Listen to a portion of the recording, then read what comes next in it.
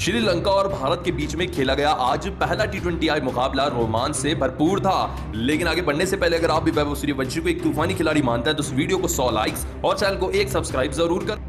दोस्तों, इंडिया बनाम श्रीलंका के बीच में 5 टी20 मुकाबलों की सीरीज शुरू हो चुकी है, जहां इस सीरीज का आज पहला टी20 मुकाबला खेला गया।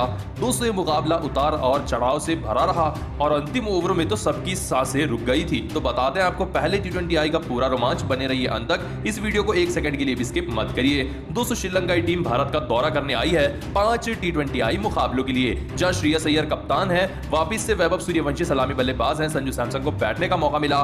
दोस्तों, राजकोट का ये मैदान था। भारत और श्रीलंका की प्लेइंग 11 आपकी आंखों के सामने है। दोस्तों, टॉस की अगर हम बात करें तो श्रेयस अय्यर ने टॉस को जीता और पहले बल्लेबाजी को चुना, पिच को मद्देनजर रखते हुए, जिसके चलते अभिषेक शर्मा और वैभव सूर्यवंशी भारतीय टीम के सलामी बल्लेबाज बनकर आए।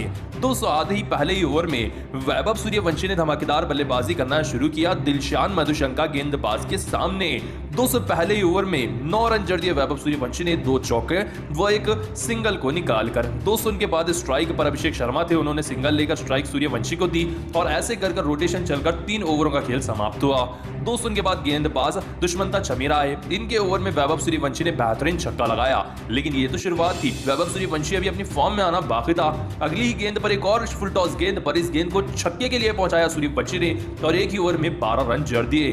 दोस्तों, उनके बाद स्ट्राइक पर आए सिंगल लेकर अभिषेक शर्मा के सामने गेंदबाजी करने आए दासुन शनाका। दोस्तों, दासुन शनाका की ओवर की तीसरी गेंद पर इस तरीके से बेहतरीन छक्का लगाया अभिषेक शर्मा ने। अभिषेक शर्मा के बल्ले से एक और बड़ा शॉट आया इसी ओवर की आखिरी गेंद पर, जिसके चलते वैभव सूर्यवंशी और अभिषेक शर्मा के बीच में 50 रनों की साझेदारी समाप्त हुई और पावर प्ले भी समाप्त हुआ। दोस्तों, उसके बाद आए मथीशा पतिराना गेंदबाजी करने के लिए। शुरुआती 3 गेंदों ने काफी अच्छी रखी वैभव सूर्यवंशी को, लेकिन चौथी और 5वीं गेंद पर आगे बढ़कर 2 बेहतरीन चौके लगाए वैभव सूर्यवंशी ने।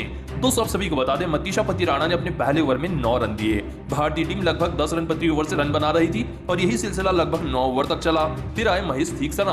दोस्तों, महेश तीक्सना की पहली गेंद पर इस तरीके से आगे आकर छक्का लगाने के चक्कर में मिस कर बैठे, लेकिन इसी ओवर की चौथी गेंद पर वैभव सूर्यवंशी ने कट शॉट लगाया और गेंद को गैप में ढकेला और चौका लगाया, जिसके चलते मात्र 27 गेंदों पर अपना अर्धशतक पूरा कर लिया वैभव सूर्यवंशी ने। दोस्तों, उनका साथ दे रहे मैदान पर सामने अभिषेक शर्मा 45 रनों पर आ चुके थे, तब जाकर वो इस तरीके से कैच आउट हुए। दोस्तों, दिलशान मधुशंका की एक गेंद थी और इस तरीके से अभिषेक शर्मा कैच आउट हुए। 45 रन बनाकर 28 गेंदों में 1 छक्का व 2 चौके लगाकर आउट हुए।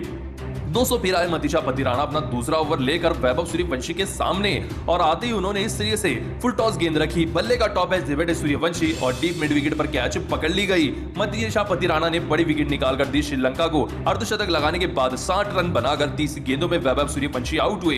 दोस्तों, 14 ओवर हो चुके थे, भारतीय टीम 140 रन के पार निकल चुकी थी। ऐसे में अब मैदान पर बल्लेबाजी करने आए ईशान किशन और उनका साथ दे रहे थे कप्तान श्रेयस अय्यर। दोस्तों, कमिंटू मेंडिस गेंदबाज और उनके साथ वनिंदु हसरंगा, मथीशा पतिराना के 2-2 ओवर बचे थे।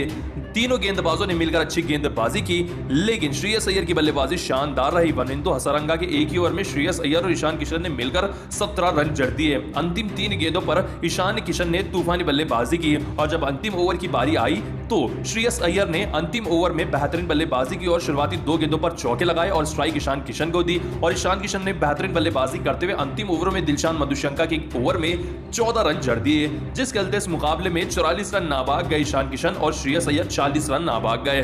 भारतीय टीम ने अपने निर्धारित 20 ओवर में 2 विकेट के नुकसान पर 213 रन लगा दिए। दोस्तों, श्रीलंका की गेंदबाजी कारगर साबित नहीं हुई और भारतीय टीम 200 रन के पार पहुंच गई।